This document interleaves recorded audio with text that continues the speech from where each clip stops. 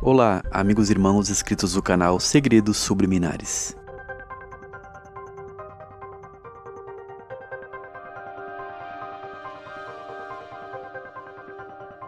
Estamos falando sobre os sonhos e neste vídeo vamos dar continuidade a este assunto. E neste vídeo eu terei a participação de dois irmãos aqui do canal.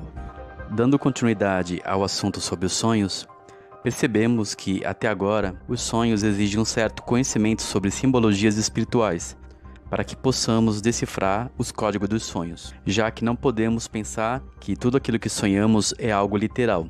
Mesmo aqueles sonhos premonitórios, não sabemos se ele está se apresentando de forma literal ou simbólica.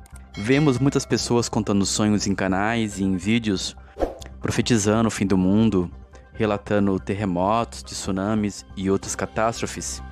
Mas como vimos, até mesmo essas catástrofes podem ter um significado simbólico. E como saber? Isso é algo que a própria pessoa deve avaliar com cuidado. Vimos que a pastora Solange Silva viu algumas imagens como leão, cavalo, explosão, e ela pensou que era a volta de Jesus, mas era um aviso de que ela estava correndo risco de vida.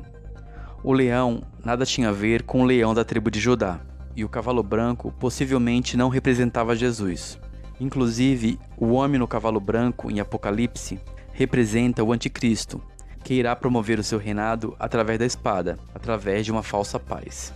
Até mesmo eu tive um sonho que um leão feroz voava em cima de mim. Então eu identifiquei isso no sonho como um ataque espiritual contra a minha vida. Então eu repreendi, e nada de ruim me aconteceu.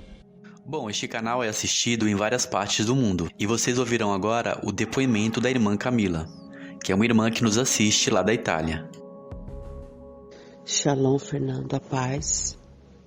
Que Deus abençoe nós nesse dia, né? Eu queria estar relatando o sonho que eu tive agora de manhã. Hoje é dia 16 de abril aqui em Roma. E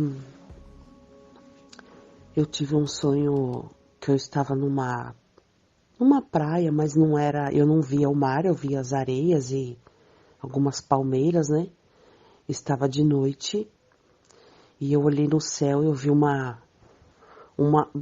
duas luzes assim fortes, né? Eu falei, nossa, olha aquilo. E aquele negócio, aquele objeto voltou. E ele voltou com mais dois. Era 3 naves alienígenas enormes. E eu peguei o celular para tentar filmar, porque esse acontecimento era aqui. Eu queria mostrar para o pessoal do Brasil aí o que estava acontecendo.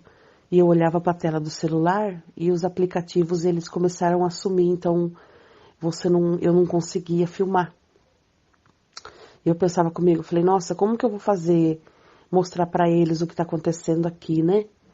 Aquelas 3 naves, eles pararam no céu, né? Assim embaixo. Elas eram cinza escuro. E desciam algumas pessoas dali muito feias. Feias de fisionomia, né? Pessoas, não era ETs. Eram pessoas feias. E descia em uma específica homens vestidos de terno. Um atrás do outro.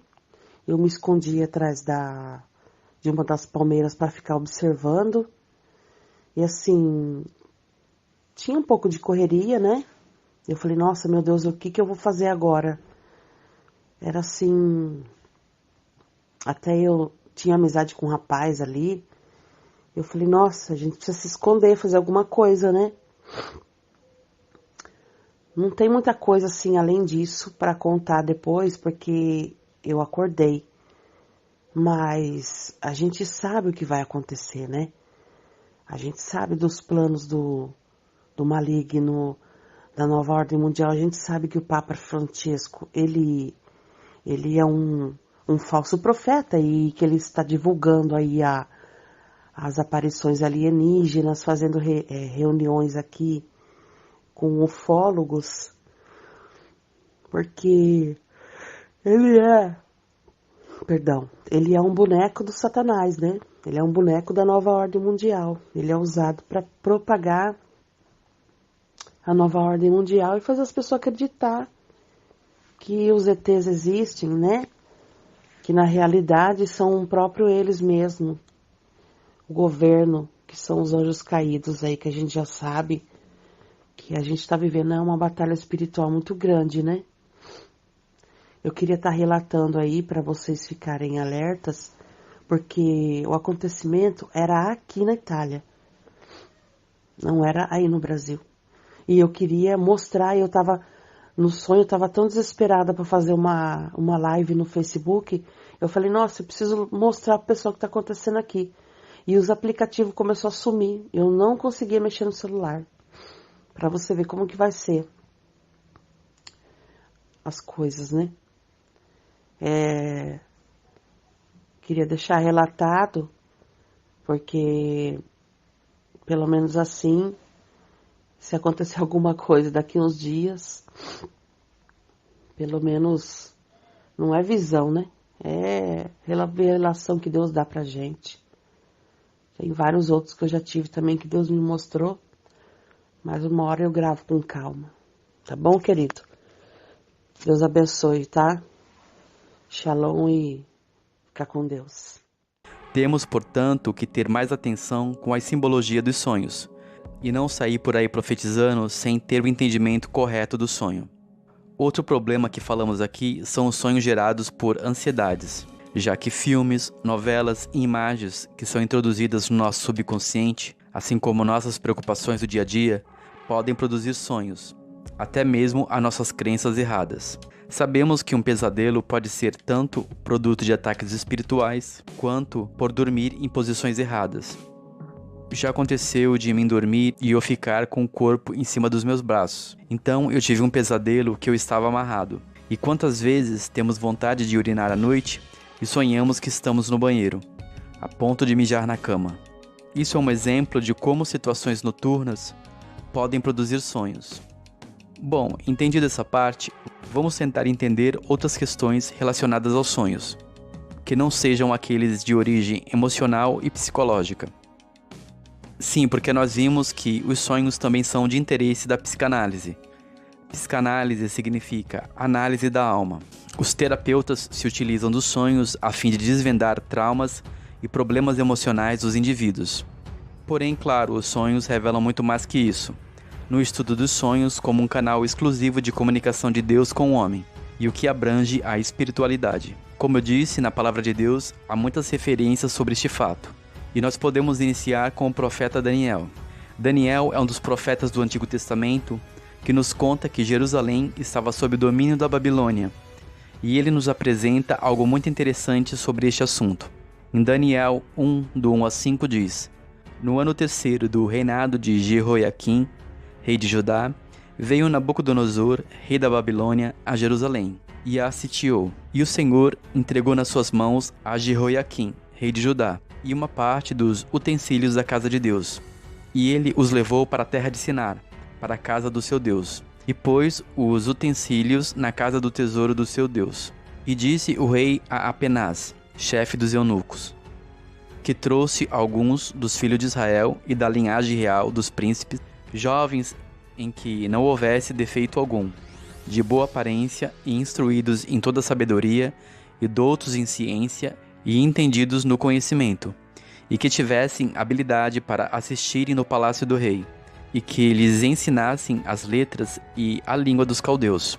E o rei lhes determinou uma porção diária das iguarias do rei, e do vinho que ele bebia, e que assim fossem mantidos por 3 anos, para que, no fim destes, pudessem estar diante do rei. Então, nós vemos aqui que o povo de Deus foi para cativeiro, e foram levados alguns servos de Deus para servir ao rei, para que se tornassem fortes e saudáveis para servir ao rei no seu palácio. Porém, nós vemos aqui que existe um contexto de idolatria, e entre eles estava Daniel.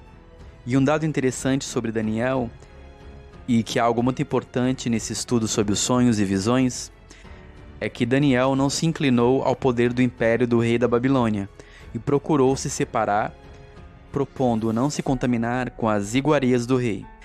Essa separação, que é chamada de santificação que Daniel se propôs a fazer, nos chama a atenção para algo importante no que diz respeito à nossa santificação para os dias de hoje.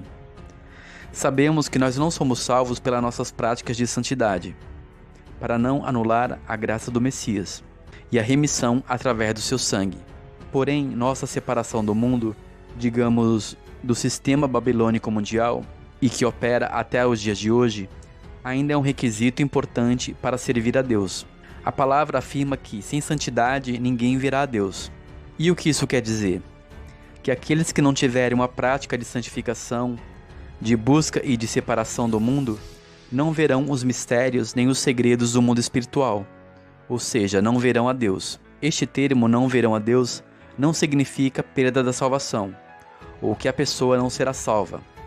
Isso tem a ver com a busca espiritual e fortalecimento da fé, que contribui para a salvação, pois fortalece o espírito.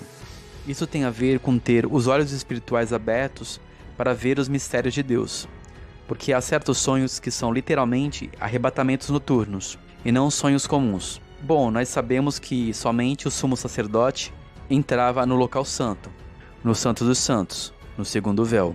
Veja que há muitas denominações que batem na tecla acerca da santidade.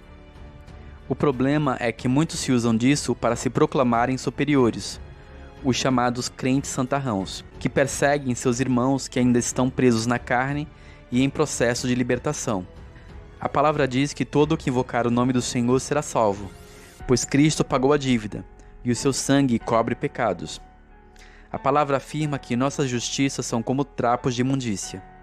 Em alguns momentos nós se separamos para ser santos, mas nós somos vasos de barro, pois a essência do poder que está contida neste vaso não faz do vaso inquebrável.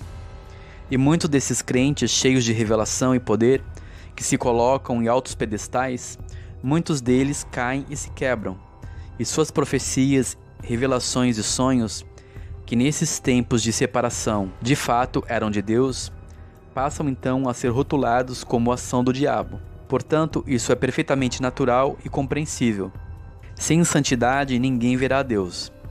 Até mesmo o apóstolo Paulo declarou que sentia sua fraqueza, através de um espinho na carne, para que ele não se exaltasse das visões extraordinárias que havia visto no terceiro céu. Através de uma busca e separação, podemos ver a Deus, mas devemos saber que isso nunca fará de nós deuses infalíveis. Pois se olharmos para a nossa carne, pelos erros que já cometemos desde que aceitamos a Jesus, já teríamos desistido, pois não existe um único justo na terra. Para que serve então a santidade? Para que serve a separação? Serve para que venhamos abrir a nossa visão espiritual e fortalecer a nossa fé. E isso através das visões, sonhos e revelações divinas. A verdade é que nem todos podem ver a Deus, pois estão vivendo suas vidas comuns. Comiam, bebiam e davam em casamento, até que Noé entrou na arca. Jesus usou também essa passagem para falar daqueles que não conseguem ver o reino, aqueles que estão cegados pela Matrix. Ele diz que o reino não viria com aparência exterior, e que nem todos poderiam ver, pois ele está dentro de nós. Pois aquilo que o olho não viu, o que o ouvido não ouviu e não subiram ao coração do homem, são as coisas que Deus preparou para aqueles que o amam. E Deus nos revelou essas coisas pelo seu Espírito, porque o Espírito penetra todas as coisas, ainda as profundezas de Deus. Portanto, o jejum de separação que Daniel se propôs a fazer teve o seguinte resultado. Daniel passou a ter entendimento profundo acerca de toda a visão e sonhos. Veja que não se tratou de um jejum de ficar sem comer. O jejum de Daniel foi uma abstinência às iguarias do rei, das coisas sacrificadas à idolatria. Hoje em dia, muitos costumam fazer o jejum de Daniel, comendo apenas frutas e verduras por um tempo, ao invés de deixar de se alimentar. Mas a questão principal não foi apenas uma alimentação naturalista. Daniel, na verdade, estava optando por uma separação ao banquete dos deuses, pois toda aquela comida e bebida era sacrificada aos deuses. Por isso, a nossa separação não deve se limitar apenas a comer alimentos saudáveis, mas evitar a contaminação das coisas do mundo, fugindo e nos dedicando à oração e à busca das coisas espirituais. Se você fizer, por exemplo, um jejum de deixar de ver filmes, novelas ou coisas que contaminam a sua mente, você já está praticando o jejum de Daniel, pois você está purificando a sua psique e evitando contaminá-la. Santidade e separação, então, significa isso. E sem isso, ninguém verá a Deus, ainda que seja salvo pela graça no juízo final. É por isso que existem níveis de santidade. A intimidade que temos através dessa separação é exclusiva. Quem busca mais, recebe mais.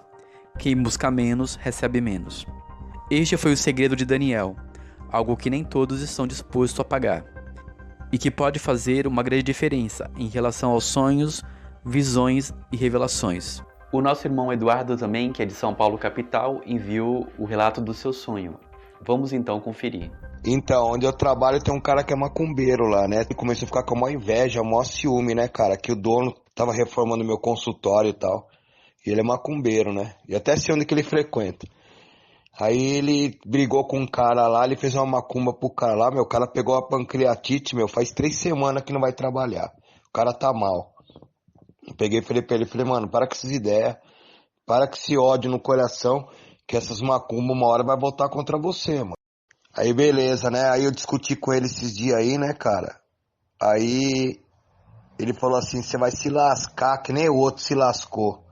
Aí tal, anteontem eu tive uns pesadelos, né, cara? Que eu tava no meio de uma roda assim, cheia de vela preta e vermelha. Aí eu acordei com a boca seca, né? Aí peguei de boa, fiquei de boa. Falei, não vai dar nada não, Deus é mais. Quando foi essa noite aqui, o mesmo sonho, eu dentro de uma roda, assim, tinha uns pentagramas, assim, vela preta e vermelha, e eu acordei com maior sede. Aí orei pra Deus, Deus falou assim pra mim, ó, estenda tua mão direita pro céu e declare, toda ferramenta forjada contra ti não prosperará, e toda maldição que lançaram contra você eu vou transformar em bênção. Declare isso. Aí eu declarei, aí Deus falou assim pra mim, agora você vai ver a queda dos seus inimigos. Beleza, né? Aí cheguei lá no serviço lá, mano, 9 horas da manhã, cara. O cara olhando feio pra minha cara, endemoniado, mano. Cheio de demônio, nem falou comigo, né? Aí ele pegou assim, eu tava lavando o chão, ele falou e colocou uma tomada, cara, de fio, cara, pra mim tomar choque. Jogou assim no chão, né?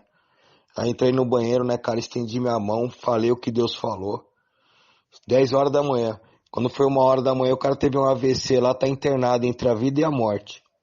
O cara teve um AVC lá, ele tinha ponte de safena, tá internado entre a vida e a morte. Bom, eu continuarei falando deste assunto no próximo vídeo. Um grande shalom a todos, um forte abraço e até mais.